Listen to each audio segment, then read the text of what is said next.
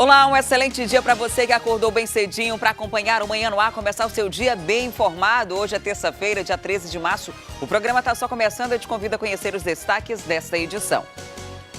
25% dos médicos do Platão Araújo tiveram contratos suspensos.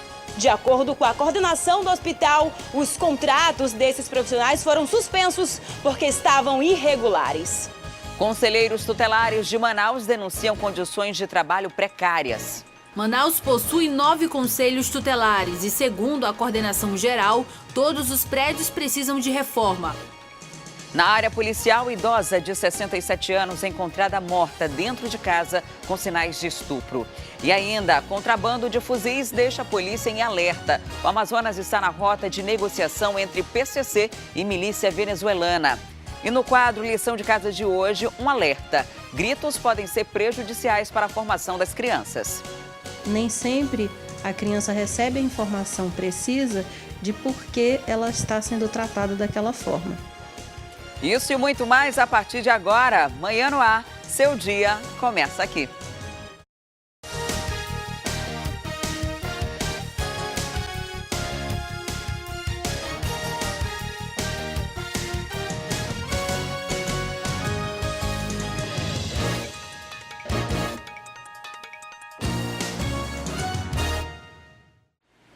Olá, são 6h02, nós já estamos ao vivo e você pode participar do Manhã no Ar, é muito simples. Manda para cá essa sugestão de reportagem, denúncia, flagrante, basta enviar uma mensagem na nossa página no Facebook, digita Manhã no Ar e deixa o seu recadinho para a gente. Nós também estamos ao vivo no aplicativo A Crítica Play. E o conjunto Viver Melhor, que deveria ser uma moradia para diversas famílias, está se tornando terreno para o tráfico de drogas e comando de facções. O local é cenário de vários crimes registrados nos últimos tempos. Os moradores relatam que convivem diariamente com medo e insegurança. Viver Melhor, Santa Etelvina, zona norte de Manaus. Por aqui, o sentimento que impera é o da insegurança. É de medo, de insegurança, de não saber, de dormir, de não amanhecer vivo, porque nós estamos aqui à mercê dos traficantes. O relato é de uma moradora que não aguenta mais viver sob o medo imposto pelas leis do tráfico de drogas. Aqui no Viver Melhor, segunda etapa, nós estamos esquecidos por todos os governos. E isso deixa muito a desejar e a gente está muito revoltado com isso porque nós somos seres humanos. Por 4 anos, o local foi morada para Nara Núbia. Hoje, é só mais um imóvel deixado para trás. A costureira de 43 anos teve o apartamento invadido no mês de fevereiro, na madrugada de terça-feira de carnaval. Quinta-feira de manhã, Nara Núbia abriu a porta do apartamento, achando que ia encontrar tudo do mesmo jeito que havia deixado. Só que não. De cara, ela tem uma triste surpresa. A televisão, que estava aqui em cima do rack, não estava mais. Então ela pensa, meu Deus, o que será que aconteceu? E imagina o pior. E a certeza vem quando a dona Nara Núbia entra neste quarto. Ela percebe que a janela estava arrombada. Simplesmente, o bandido arrancou as grades que estava do lado de fora e entrou. De cara, ele já foi pegando o ar-condicionado que tinha aqui no quarto. Depois, ele partiu para este outro quarto e começou a abrir as portas do guarda-roupa, querendo encontrar mais coisas para levar. Então ele começou a bagunçar tudo. Insatisfeito, ele partiu para furtar o outro ar-condicionado, que agora só resta aqui a caixa vazia. Depois, o bandido começou a fazer a limpa no apartamento. Ventilador, tudo que via pela frente, o criminoso levava.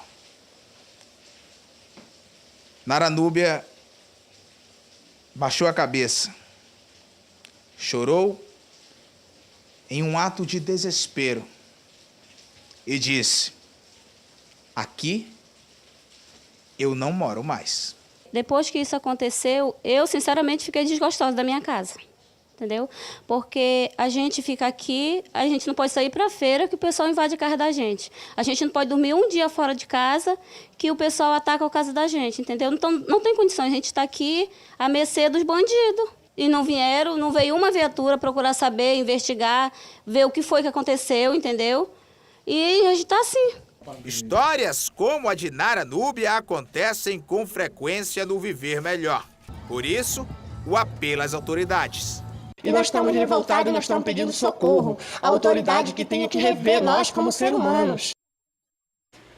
Em nota, a PM informa que o policiamento ostensivo geral é realizado por diversos policiais da 26ª SICOM, atuando com viaturas de 2 e 4 rodas, além do policiamento a pé em pontos de relacionamento com os comunitários. Enfim, mas parece que esse reforço ainda não é o suficiente, porque os relatos são frequentes. E 2 homens envolvidos em um assassinato no Viver Melhor foram presos, mas a polícia ainda procura por outras pessoas que fazem parte da quadrilha e que continuam foragidas. Gomes, conhecido como K2, se entregou à polícia na última sexta-feira. Mas o outro suspeito, Francisco Gomes, o Thiago Doido, deu mais trabalho para as autoridades. Ele tentou fugir antes de ser capturado pelas equipes da Secretaria Especial de Operações no Conjunto Riacho Doce. Recebemos uma denúncia do 181 que ele estava escondido no Riacho Doce, né? E aí nós deslocamos até o local que a denúncia informava. Ele empreendeu fuga, né? Fugiu pelo telhado, pulou o muro, e aí as equipes passaram aí cerca de 1h30 ainda em diligências até que conseguiram capturá-lo. Uma das principais vítimas desse grupo criminoso é Rodrigo Aranha, conhecido como Balotelli. De acordo com a polícia, ele foi morto por pelo menos 22 pessoas que fazem parte da mesma organização criminosa. A maioria dessas pessoas está presa, já foi capturada pela polícia, mas ainda existem foragidos. O Thiago Doido, que foi pego nesse fim de semana pela Delegacia Especializada em Homicídios e Sequestros, é uma das pessoas que participou ativamente da morte de Balotelli. De acordo com a polícia, a princípio, eles decapitaram o rapaz nas proximidades de um balneário que fica ali no Viver Melhor e tentaram esconder o corpo, enterraram o corpo e ficaram apenas com a cabeça. No entanto, a população percebeu essa movimentação e, para eles demonstrarem poder, eles desenterraram o corpo e deixaram à mostra para que todo mundo encontrasse. Além disso, Thiago Doido pegou a cabeça de Balotelli e utilizou como uma bola em uma quadra que fica no Conjunto Viver Melhor. O objetivo dele era realmente aterrorizar os moradores para que ninguém fizesse a denúncia. Isso tudo aconteceu no dia 3 de dezembro de 2017, mas a polícia insistiu nessa investigação e acabou descobrindo todos os integrantes dessa quadrilha, dessa organização criminosa. Agora, existem 3 foragidos que tiveram a foto divulgada pela polícia. Você tem aí o Gelsi, que é conhecido como Messi, tem o Marcos Gomes da Silva, que é conhecido como Loirinho, e o Janderson da Silva, que também tem o mesmo apelido, Loirinho. Os 3 tiveram a foto divulgada pela polícia e são os próximos alvos. Mas nós vamos continuar as buscas, né? Nós solicitamos ainda mais as denúncias pelo 181 e pelo 981189535. Essas informações são trabalhadas aqui pelo Homicídios. Nós estamos fazendo essas prisões em conjunto com o sistema de segurança, né, para que nós possamos alcançar êxito e limpar aí o Viver Melhor dessas pessoas lá que estavam querendo implantar o terror. E em Parintins, um adolescente de 16 anos morreu com um tiro na cabeça quando estava em um bar com amigos. Outras 3 pessoas também foram atingidas. A polícia investiga as circunstâncias do crime. A vítima foi conduzida ao Instituto Médico Legal da cidade. José Cláudio Lira Bruno, de 16 anos de idade, morreu com um tiro na cabeça. O crime aconteceu por volta de 4 horas da madrugada em um bar que fica na rodovia Odovaldo Novo, na zona oeste de Parintins. Além dele, um homem e outras 2 mulheres também foram atingidos. Uma das vítimas, que não quis se identificar e que foi alvejada com tiro de raspão no braço e nas costas, contou como tudo teria acontecido. O menino me convidou para ir no banheiro, Aí a gente fomos no banheiro, eu e ele, quando a gente voltou, praticamente as meninas estavam dançando do nosso lado. Aí só quando eu virei de costas, só escutei o barulho do tiro só. Pô. Aí quando eu olhei pra frente, ele caiu. O menino caiu e as duas meninas caíram. Aí foi que eu senti a pressão na minha costa, pensei que tinham me furado, foi que eu corri. Aí foi que todo mundo se assustou, né? Aí foi na hora que Aí o som ainda ficou rolando lá. Depois quando foram ver que era tiro mesmo, que tinha rolado ali, aí que os pessoal foram ver o menino que tava caído e as meninas também que estavam caídas lá. Eu não sei se eles atiraram para querer acertar em alguém que, sem ser nós, e como a gente estava ali naquele meio ali, pegou na gente, pegou praticamente mais nele, né? E nós também. O caso está sendo investigado pela 3ª Delegacia Interativa de Polícia e o autor do crime ainda não foi identificado. Já começamos a fazer as primeiras diligências a respeito do caso, tivemos no ML, tivemos no local do crime, analisando a dinâmica dos fatos, como se deram, né? Coletando alguns depoimentos informais, né? Para tentar descobrir e elucidar esse crime que ocorreu nesse bar aí localizado na estrada Odovaldo Novo, né? E uma das mulheres que foi atingida, a Dilcleia Xavier, de 28 anos, não resistiu aos ferimentos e morreu ontem à noite no hospital Jofre Cohen. E uma idosa de 67 anos foi encontrada morta dentro de casa no bairro Mauazinho. A polícia já investiga o caso, mas já existe a suspeita de estupro. A vítima foi encontrada em um dos quartos desta casa, onde morava sozinha, aqui no bairro Mauazinho. Francisca Fernandes da Silva, de 67 anos, era viúva e tinha 7 filhos.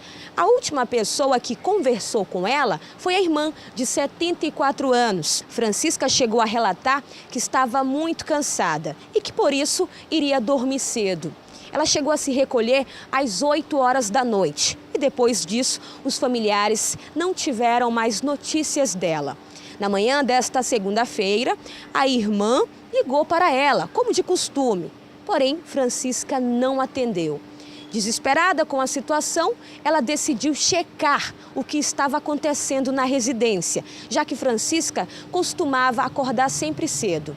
Quando ela chegou aqui, ela percebeu que o portão de fora estava trancado com um cadeado, sendo que Francisca nunca fazia isso. Foi logo depois que ela acionou os policiais da 29ª SICOM, suspeitando que algo teria acontecido. Um dos familiares chegou a arrombar esse cadeado e eles encontraram a vítima seminua. A família ficou desesperada com a situação, já acionou a perícia e também a delegacia especializada em homicídios e sequestros. De acordo com informações preliminares, Francisca teria sido estuprada e também estrangulada. No telefone dela, 2 mensagens de ameaças de morte. Então, nós vamos começar uma investigação, né, a respeito do fato. A gente tem umas informações bem preliminares ainda, então a gente não pode ainda repassar para que não atrapalhe as investigações. Então é um caso inicial e, caso seja necessário, a gente vai estar passando também para a Delegacia de Homicídios, que, se tiver outras informações, vão colaborar com o inquérito. Deus me livre, só era nós 2 de irmã, mana. Só era nós 2. Da ontem mesmo, ela disse, mano, bora viajar? Bora lá no tio, lá no interior. Eu digo, vamos, mano, vamos pra semana a gente vai. Querendo ir. Vocês querem justiça, né? Com certeza. Que só pode ter sido uma injustiça, porque não sei não. Situação muito triste, né? A gente se solidariza com a família, porque essa é uma tragédia. Uma senhora de 67 anos ser estrangulada, estuprada, né? Agora a polícia vai em busca de quem cometeu esse crime e a gente espera que isso seja resolvido o quanto antes, né? A vida não pode mais ser recuperada, mas pelo menos quem cometeu o crime pode ser punido e responsabilizado por isso. É uma questão de justiça mesmo com essa família. E um homem foi preso suspeito de estuprar a filha dele, uma adolescente de 14 anos, no bairro Educandos. Segundo a polícia, na hora da prisão, o acusado estava bêbado. O caso chamou a atenção de moradores do bairro Educandos, na zona sul da cidade. Um montador de 36 anos é acusado de estuprar a filha de 14. Segundo informações, foi por volta de 11 horas da noite do domingo. O pai tinha saído de casa durante a manhã para poder beber. À noite, às 11 horas, voltou para casa. Já a filha estava sozinha, estava deitada numa rede, mexendo no celular, tranquila, Quando o pai voltou, começou a se insinuar para ela. As informações da Polícia Civil e de depoimento da filha e do próprio pai dão de que no momento em que ele chegou no quarto para poder falar com a filha, disse, na verdade, ordenou que a adolescente fosse para o quarto da irmã, deitar na cama. Ela foi. Depois disso, o pai chegou no local e começou a acariciar, morder e também até agredir a adolescente. Nesse jogo de querer e não querer, já que a adolescente estava praticamente sendo forçada a fazer aquilo, a Polícia Civil informou para a gente que a adolescente decidiu falar que estava com fome. Depois dessa desculpa, ela foi até a cozinha e mandou mensagem para a vizinha e para a mãe. A polícia, os amigos e parentes dessa adolescente então chegaram até a casa. E foi então que todo mundo veio aqui para a delegacia especializada em proteção à criança e adolescente. O flagranteado confirma que mordeu o rosto da filha, confirma que mordeu o pescoço, nega o estupro, disse que foi por brincadeira, mas confirma que não quis abrir a porta para a vizinha, porque, segundo ele, não queria falar com a vizinha. Então, ele será encaminhado à audiência de custódia e, se a Justiça Estadual entender pela segregação, ele será encaminhado ao CDPM. A família da adolescente chegou aqui na delegacia especializada para também prestar depoimento. Eles disseram que nunca desconfiaram que o pai pudesse fazer alguma coisa dessas com a filha. E até mesmo a própria jovem disse que nunca tinha percebido momentos e nem tipo de atitudes diferentes do pai. Agora, a delegada da especializada disse para a gente que esse cidadão tomou 10 caixinhas de cerveja. Agora, ele vai se ver com a justiça e responder por estupro. E mais um caso de estupro de vulnerável foi registrado aqui em Manaus. Outro pai também é suspeito de estuprar a filha. Em depoimento, a menina de 7 anos afirmou que essa não foi a primeira vez.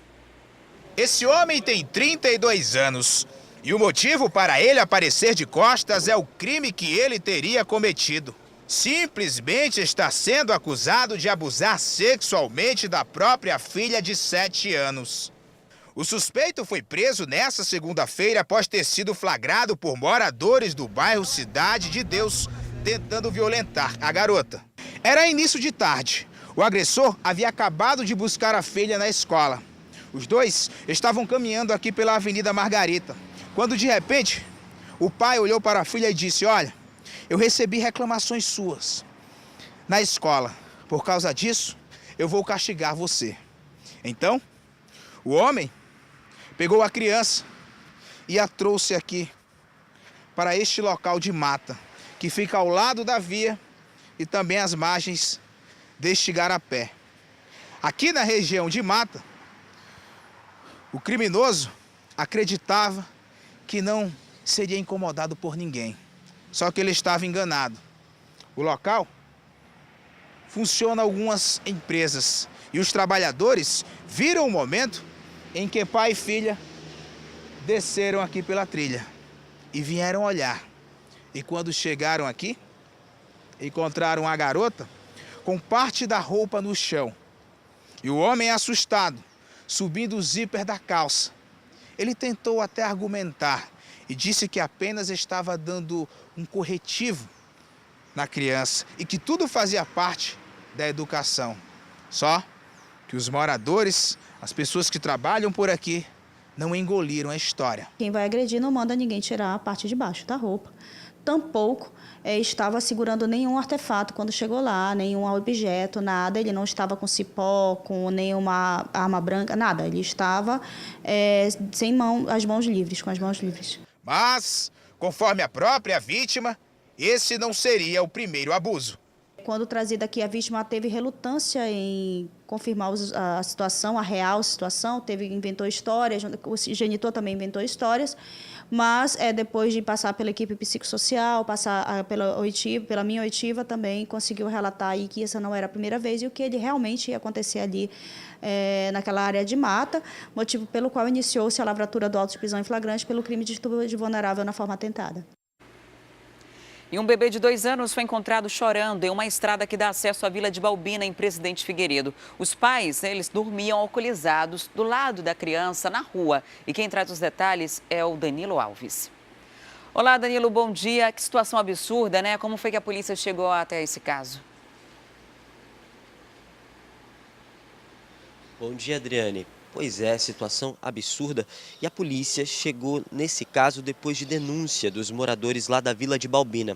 Na verdade, pai, mãe e filho, e filha no caso, foram encontrados dormindo bem em frente à entrada da Vila de Balbina, lá no quilômetro 28, na AM 240. Segundo as informações da Polícia Militar do local, os moradores encontraram os três ali, porque, de acordo com informações, no dia anterior, pai de 35 anos e mãe de 41 anos estavam em um torneio de futebol, estavam ali torcendo e depois começaram a ingerir bebida alcoólica.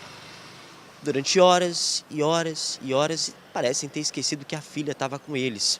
No momento em que eles estavam voltando, percorreram um trajeto grande até chegar à Vila de Balbina novamente. E durante esse trajeto, eles mal conseguiam andar, segundo as testemunhas.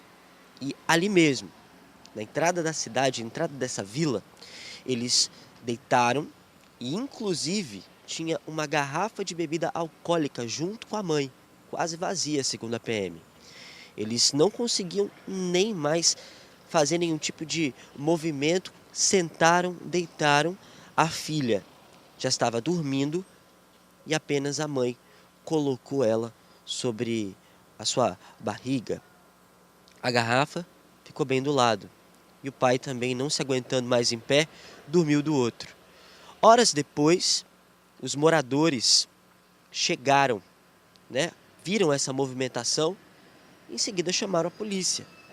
Os dois, o casal, que não estava também se aguentando em pé, foi detido pela PM e levado para a delegacia, o 37º Distrito, delegacia interativa lá do município de Presidente Figueiredo. Depois disso, eles foram autuados, assinaram um TCO, um termo circunstanciado de ocorrência, por maus tratos e devem responder esse processo aí em liberdade. A criança, ela foi levada para a casa dos avós, trazida, na verdade, porque os avós moram aqui em Manaus e vai ali ficar sob custódia. Na verdade, custódia não, vai ficar sob responsabilidade dos avós até os pais responderem, essa situação. Além disso, o Conselho Tutelar lá da cidade de Presidente Figueiredo também ficou sabendo dessa situação e também interviu nesse maus tratos aí. Eles informaram que vão realizar uma denúncia formal à Delegacia Especializada em Proteção à Criança e Adolescente para realmente tirar a guarda desses pais e levá-los para um responsável mais responsável. Agora eles vão responder esse crime em liberdade e a criança, como eu disse, de 2 anos, a Adriane Diniz, está na casa dos avós. Imagina só essa cena e me fala o que você acha.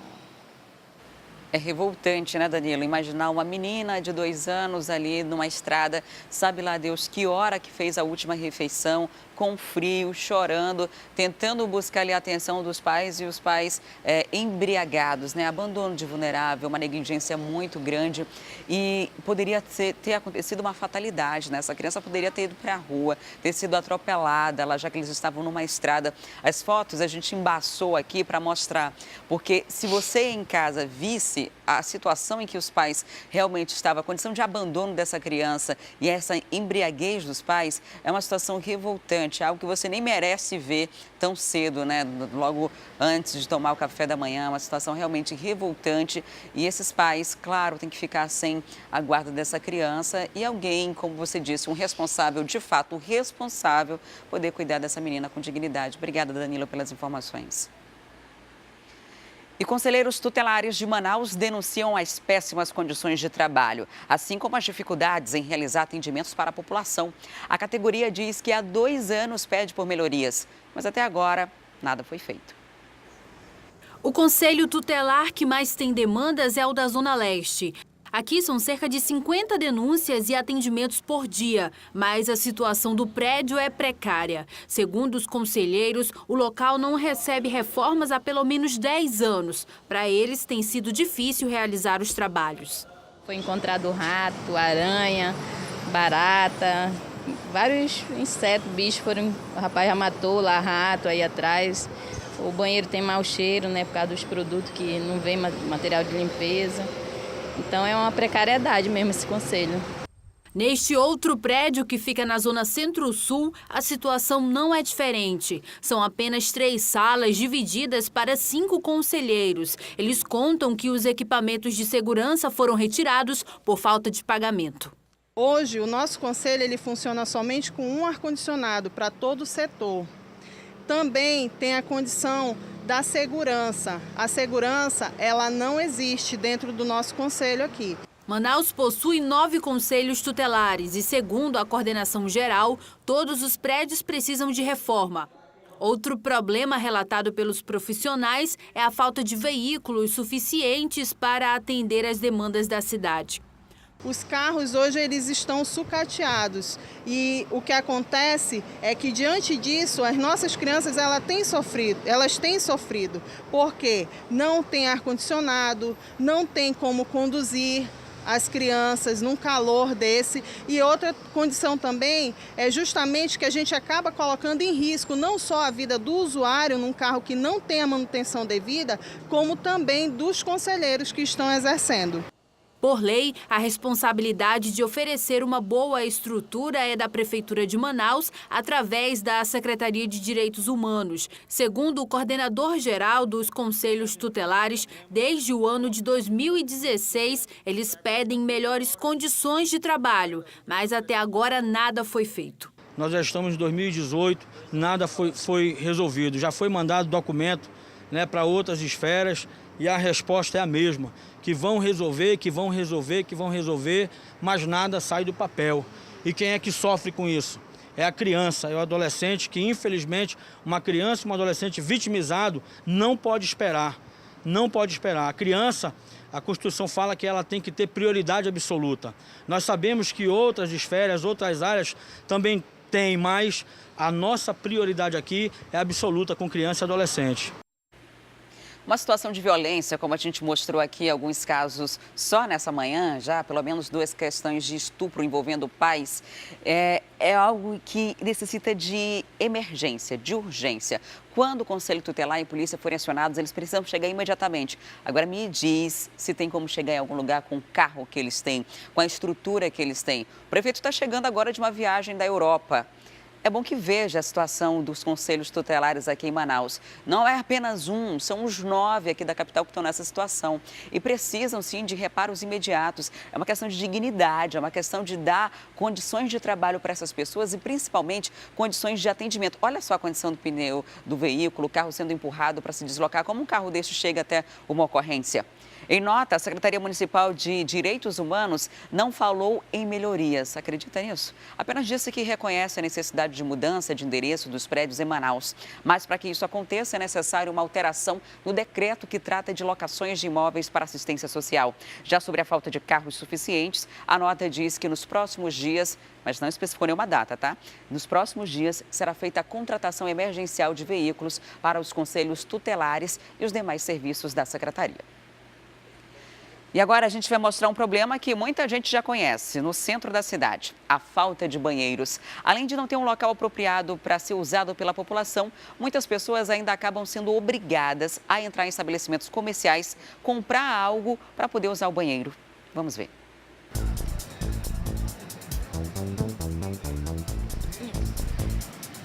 Dá licença, vocês sabem onde é que eu encontro um banheiro por aqui?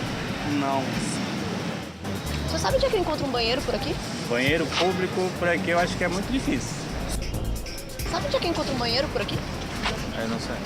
Não. Sabe me dizer aonde é que a gente encontra um banheiro por aqui?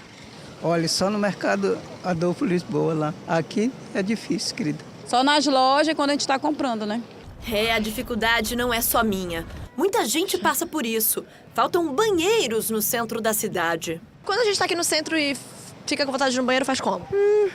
Fica aguentando aí até chegar em casa, às vezes. E se você tiver com vontade de ir no banheiro e não tiver numa loja, faz como? É difícil, é muito difícil mesmo. Pra mim, pelo menos, que tem esse problema de ir no banheiro, é difícil. E aí as pessoas acabam tendo que entrar em comércios para tentar resolver o problema. A Praça da Matriz foi reinaugurada em novembro de 2017. Ficou quase 4 anos fechada. E mesmo depois de um investimento de quase 6 milhões de reais aqui, nenhum banheiro público foi construído. E eu pensei que com a reforma da praça eles iam fazer uma coisa, mas não fizeram não. E o problema não acontece apenas próximo à Praça da Matriz, não. O Largo São Sebastião, um dos principais pontos turísticos da nossa cidade, também não oferece nenhum banheiro público. Aí tem que esperar, né?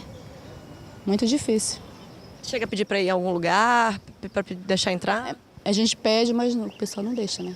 Por conta disso, os comércios no entorno sofrem. Esse restaurante passa por isso diariamente, desde que foi inaugurado em 2011. Todo dia, uma média de 3, 4, pela manhã, né?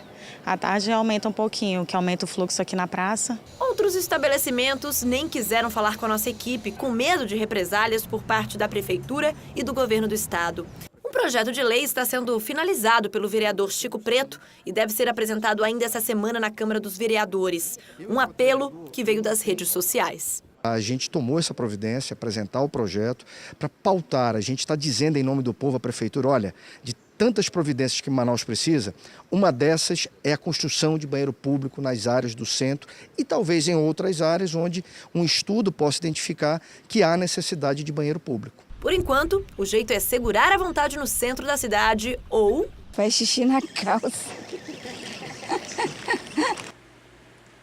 E a Prefeitura informou que, nesse primeiro momento, o trabalho de revitalização da cidade está concentrado no restauro e reforma dos espaços históricos, como o Mercado Municipal Adolfo Lisboa e também a Praça da Matriz. Já sobre a criação de banheiros públicos, a Prefeitura afirmou que só será avaliado em outra fase do projeto. E 25% dos médicos que atuavam no hospital e pronto-socorro Platão Araújo tiveram os contratos suspensos no começo desse mês por irregularidades. E quem sofre com esse descaso é a população manauara, que precisa de atendimento, mas permanece nas filas de emergência. As imagens feitas pelos pacientes à espera de atendimento médico mostram o descaso na recepção do local. A gente já está até acostumada, né? Porque sempre é assim, muito demorado. Nunca a gente chega na prioridade e vai ser logo atendida, não. É sempre demorado, toda a vida é assim. Segundo a Defensoria em Interesses Coletivos, existe uma explicação para isso. No começo do mês de março, 120 plantões foram retirados aqui do Hospital e Pronto-Socorro Platão Araújo. Ou seja, 25% dos médicos que atuavam aqui deixaram de atender os pacientes. De acordo com a coordenação do hospital, os contratos desses profissionais foram suspensos porque estavam irregulares. O defensor de saúde que cuida do caso explica que o acordo de pagamento dos médicos terceirizados foi feito de forma verbal. A Defensoria vai cobrar à Secretaria de Saúde do Estado para que a situação seja revista. O que nós vamos fazer é oficiar a Suzam para que tome providências, para que possa sanar. Após uma resposta da Suzam, aí nós vamos verificar o que pode ser feito, se a Suzam vai querer compor a respeito de uma solução para isso ou, eventualmente, até uma solução judicial pode ser tomada. Por dia, cerca de 1.000 pessoas passam pela emergência do Hospital e Pronto-Socorro Platão Araújo. Dona Conceição é uma das pacientes. A idosa passou cerca de 4 horas dentro da unidade para conseguir ser atendida e baixar o diabetes que estava alterado. Tem que ter paciência. E principalmente os idosos, né? Que devia ser mais prioridade e não é. Enquanto os plantões extras não voltam, muitos pacientes se cansam de esperar e vão para casa sem nenhum diagnóstico preciso. Em nota, a Suzam informou que os plantões foram adicionados na gestão passada como parte de um plano emergencial e que deveriam ser encerrados em 90 dias. A secretaria afirmou ainda que os serviços foram inseridos sem cobertura contratual, por isso vinham sendo pagos por processo indenizatório e a mudança está sendo feita de forma para que não haja nenhum prejuízo à população. E no Amazonas, cerca de 55 mil pescadores receberam o benefício do seguro-defeso. Mas com as novas regras do cadastro social do INSS, teve gente que sentiu dificuldade na hora de provar o exercício da profissão. Com isso, 20 mil requerimentos não foram atendidos. Seu Josimar é pescador, mas de 15 de novembro a 15 de março ele sabe que não pode pescar algumas espécies por causa da época do defeso. Para não ficar sem renda durante essa fase, o trabalhador recebe o benefício de um salário mínimo do INSS. A surpresa é que este ano o pescador teve dificuldades em provar que exerce a profissão. Lá em Manacapuru, na minha colônia, né? Teve muito pedido de documento e testemunha. Tem que ter 2 testemunhas, tudo documentado, para poder fazer o seguro lá. Lá é difícil. Cerca de 77 mil pessoas fizeram solicitações junto ao INSS para receber o benefício durante o período do defeso. Desse total, 55 mil solicitações foram aprovadas. Isso porque o cadastro social passou por um aprimoramento para evitar irregularidades. Segundo o INSS, mais de 20 mil requerimentos não foram atendidos. Uma economia de cerca de 70 milhões de reais para os cofres públicos. A medida provisória, que é voltada para os pescadores, prevê que só quem pode receber o benefício é quem de fato vive apenas da pesca. Então hoje ele precisa estar com a carteira dele reconhecida lá pela Secretaria de Pesca e Aquicultura, ele precisa fazer aquele pagamento sobre o produto comercializado e aí sim ele passa a ter direito a receber o seguro-defeso, que é de 15 de novembro a 15 de março. No estado, cerca de 130 entidades de pesca deram entrada nos pedidos. E agora a gente tem informação ao vivo do trânsito, vamos ver por onde o nosso drone anda. Nós estamos na Avenida Djalma Batista, onde está acontecendo uma obra, é a troca de um sistema de drenagem que funciona ali nessa área há mais de 40 anos. Essa obra começou na sexta-feira passada e já causou muito problema no trânsito, né? Nesse horário a dificuldade não é tão grande, mas à medida que o tempo vai passando, isso começa a acontecer. Está sendo feita essa substituição da rede de drenagem na Djalma Batista, ela é feita por partes. Esse trecho agora que a gente está mostrando, onde tem esse buraco enorme, ele fica entre a Rua Pará e a João Valério, né, ali no Vieira Alves. E aí, por conta dessa interdição, nesse trecho, o comércio dessa área acaba ficando prejudicado, assim como também o trânsito. Mas a obra está em andamento, a Prefeitura não tem um prazo específico para a conclusão, mas a gente observa aí que é preciso de uma certa atenção e usar rotas alternativas, né? Aqui quem segue na Pará não enfrenta tanta dificuldade, né? O trânsito flui normalmente. O problema seria para voltar para a Avenida Djalma Batista. Alex, vamos tentar virar para mostrar lá João Valério, para mostrar a saída ali do conjunto Vieira Alves, para acesso no sentido ali do São Jorge, né? A gente está indo agora pela Pará, aí vamos voltando pela João Valério para você entender o que precisa ser feito desvio. Quem vem aqui pela João Valério vai ter que descer essa rua, passar direto e entrar ali no sentido do São Jorge para conseguir voltar por dentro do bairro. E aí enfrenta uma certa dificuldade durante a manhã, né? Para pegar, passa direto e depois entra ali, a gente já percebe uma retenção, né? Vai entrar à esquerda para retornar pela Pará para conseguir acessar a Djalma Batista novamente. Enfim, o trânsito acaba ficando modificado nessa região por conta dessa interdição causada pela obra da Prefeitura, que é uma substituição do sistema de drenagem. É uma obra necessária, uma vez que nessa área a gente já viu alguns afundamentos de asfalto por conta desse sistema. E aí, como muita gente não está usando a Djalma Batista, a gente vê um reflexo disso lá na frente, na Avenida Constantino Neri, que fica com um trânsito mais intenso, fica sobrecarregada, porque muita gente está evitando a Djalma e vai direto pela Constantino Neri para ir para o centro da cidade. E agora a gente vai para o intervalo e depois tem a nossa interação ao vivo com a Rádio FM O Dia. Nós vamos falar sobre o contrabando de fuzis feitos por facções criminosas e milícias venezuelanas. E no quadro Lição de Casa, os efeitos do grito na educação das crianças. O Manhã no Ar volta em instantes, não saia daí.